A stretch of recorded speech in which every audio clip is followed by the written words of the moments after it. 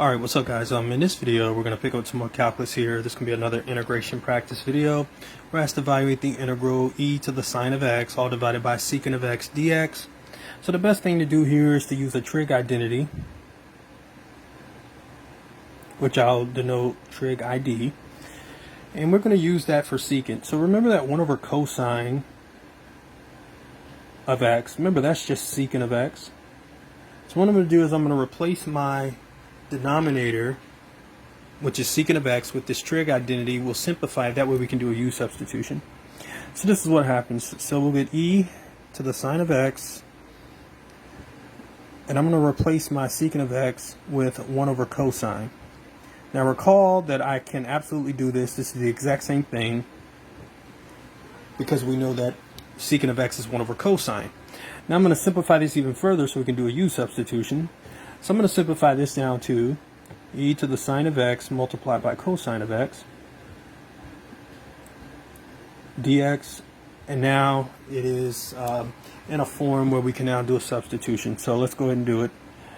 So obviously the best selection for u here is going to be sine, because the derivative is right there. So we'll have sine of x.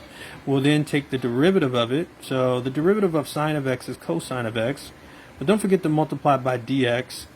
And then we'll have 1 over cosine of x du is equal to dx if we solve for the dx part. And what ends up happening is the cosine will cancel out and the sine here gets replaced with a u.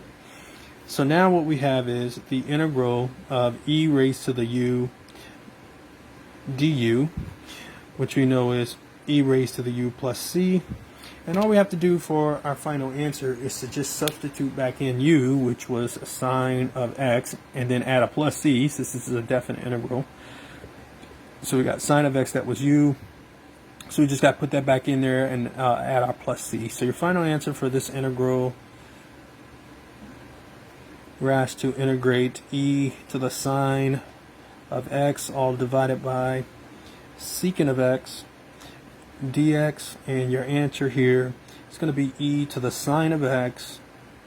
Don't forget to add your plus c, and that's your solution. Okay. Alright, so let me know if you have any questions about this. I'll be more than happy to talk about it. But that's going to be it, and I'm going to see you guys next time.